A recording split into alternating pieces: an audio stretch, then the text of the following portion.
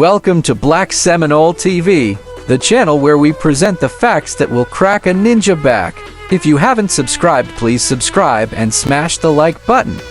Welcome to Black Seminole TV. This is your host and your humble brother J2DL. This is the channel where we present the facts that will crack a brother's back. All right, let's get to it. But before we get to it, I'd like to send out some special shout outs.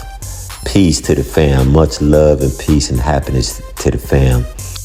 Family, this will be an open platform, meaning anybody that wants to come on and fact check what's been said on this platform, or anyone wants to come on and do a PowerPoint presentation, or if anybody wants to come on and just do a podcast style conversation or group chat, it is an open platform. All right, family, let's get to it. So last year we had our family reunion in Lakeland, Florida.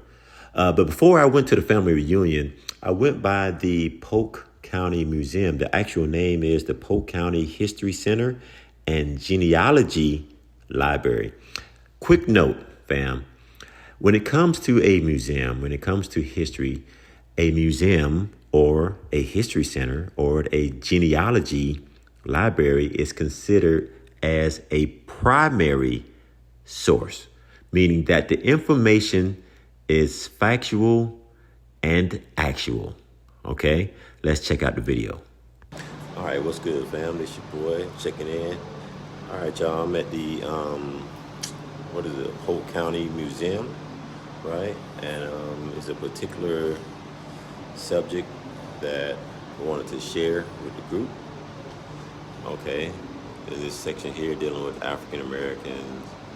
So this part here, right? So I want to read that. It said, Florida had long served as a destination for runaway slaves. While little is known about the Polk County region prior to the 1830s, military reports in 1832 identified the village of Menominee near Bartow as having black settlers, runaway slaves who joined the Seminoles. Communities also became known as Black Seminoles. So it's right here, fam, in the museum. You know what I mean? So for this particular area of Bartow, which is Polk County. So that's just going to be another part of the genealogy history that we've been studying in all of these demonstrations. All right. So with that being said, peace. So there it is, fam. So the Polk County History Center and Genealogy Library, according to them, the group of people that came into Florida from those areas that was trying to get away from slavery, and some of them, as it said, that some of them were settlers. They were not even slaves or ex-slaves. They were settlers. But the group of people that came to Florida to get away from all of that, according to the legal definition of the government at that particular time, they were considered as Black Seminoles. So there it is, fam. According to Polk County History Center and Genealogy Library, the definition or the identification of this particular or these particular groups of people that came from South Carolina and Georgia area into the Florida areas were identified and classified by the government at the time as Black Seminoles. Now, let's keep going. It's another article from the prestigious Yale University, right? And I want to read some of the articles. It says the Black Seminoles, Gullah, who escaped from slavery, right? It says the Black Seminoles are a small offshoot of the Gullah who escaped from the rice plantations into South Carolina and Georgia. They built their settlements on the Florida frontier. They fought a series of wars to preserve their freedom and were scattered across North America. They have played a significant role in American history, but have never received the recognition that they deserve. Okay, now, the leading scholar of this field of study, dealing with the Seminoles or the Black Seminoles, is none other than the PhD professor and scholar, Anthony Dixon. Okay, fam? So this is the guy that we had as a guest speaker at the family reunion this year. Okay? So, according to Dr. Anthony Dixon, in his book, and the book is called Florida Negro Wars, right?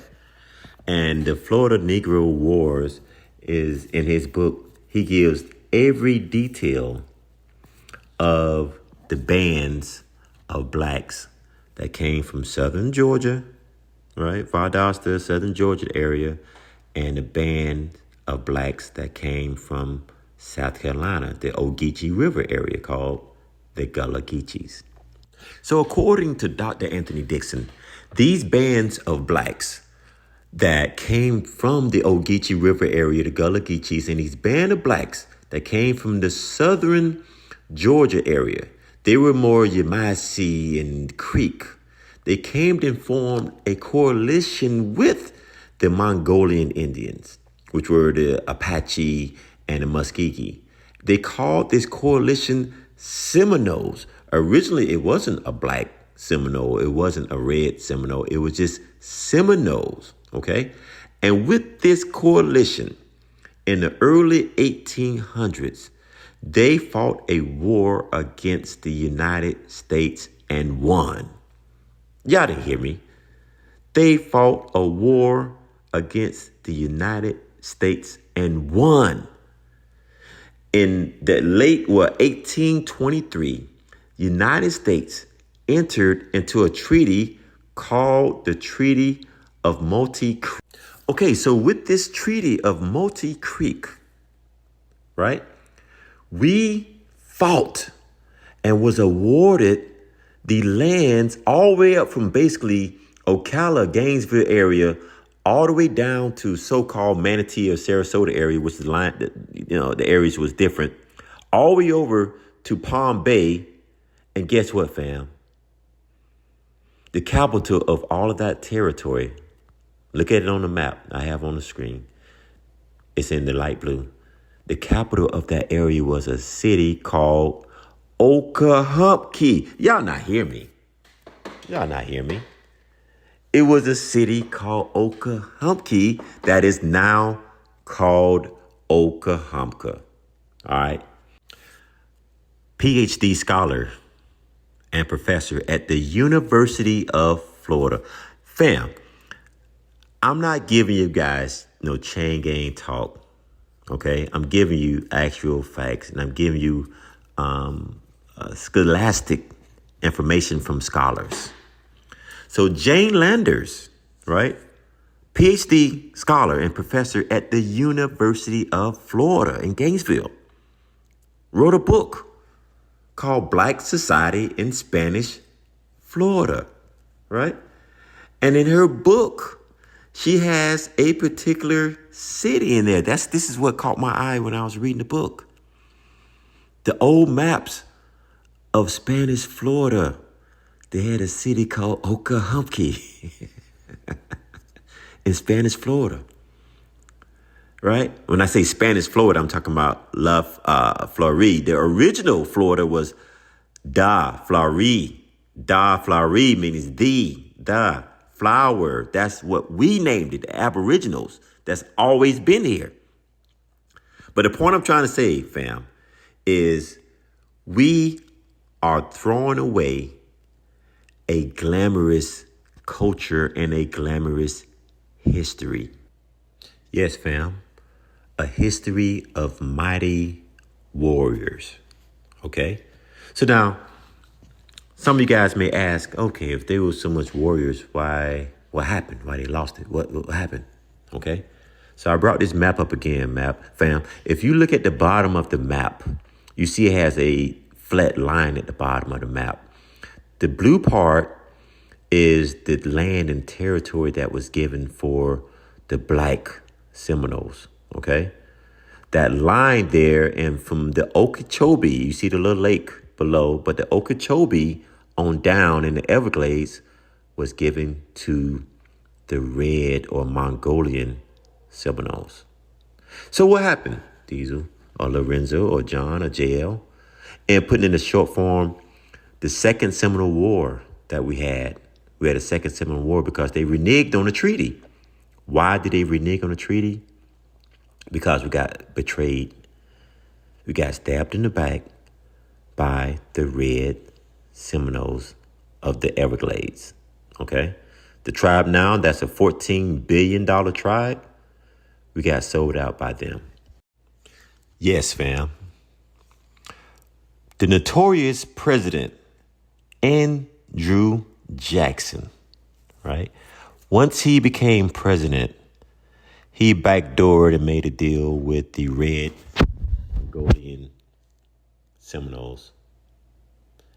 And in return, the Red Mongolian Seminoles of the Everglades basically stabbed us in the back. The Black Seminoles were forced to fight a war on two ends.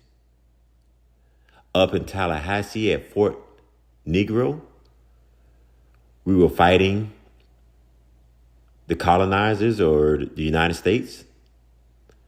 And in the South, we were fighting the Red Seminoles.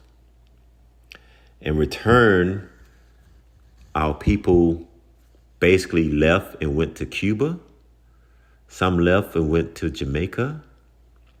Some of the Black Seminoles went back to South Carolina.